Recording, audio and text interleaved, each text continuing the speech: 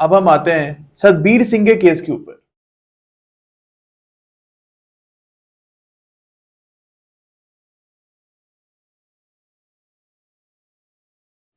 अब इस केस में बोला गया था दैट सेक्शन नंबर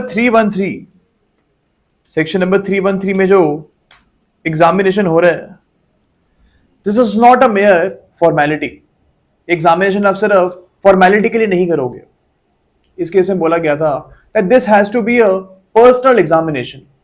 यहां पे जज और जो एक्यूज्ड हैं उनके बीच में पर्सनल एग्जामिनेशन होना चाहिए एंड द जज must ask questions Fairlie and with caution.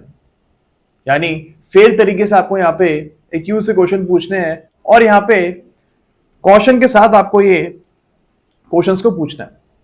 Okay, इसके अलावा यहाँ पे ये भी बोला गया था कि अगर जो एक्यूज्ड है, if the accused is not able to answer questions,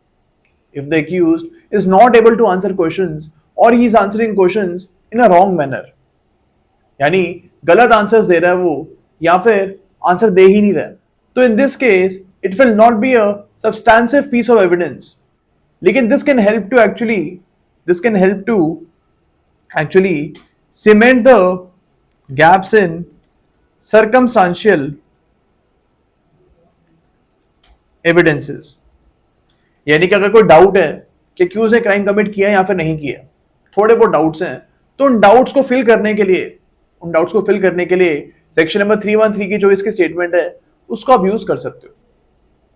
या फिर एक्यूज ने जो 313 की स्टेटमेंट में काफी अच्छे से आंसर्स दिए हैं, उसने सारे क्वेश्चन के आंसर सही दिए हैं, तो यहाँ पे this is not a substantial piece of evidence in favour of accused के फेवर में ये कोई बहुत ज्यादा सब्सटैंशियल पीस ऑफ एविडेंस नहीं होगा।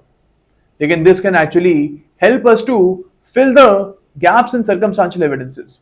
यानी कि अगर सर्कमस्टांशियल एविडेंसेस एक्यूज की फेवर की बात कर रहे हैं, केस में जो एविडेंसेस हैं वो एक्यूज के फेवर में है, लेकिन थोड़े बहुत कुछ गैप्स फिल करने हैं, तो वहां आप एक्यूज के स्टेटमेंट को यूज कर सकते हो and you can say that this statement actually फिल्स the gap between circumstantial evidences, and यहां पे आप एक्यूज को फिर एक्विट कर सकते हो।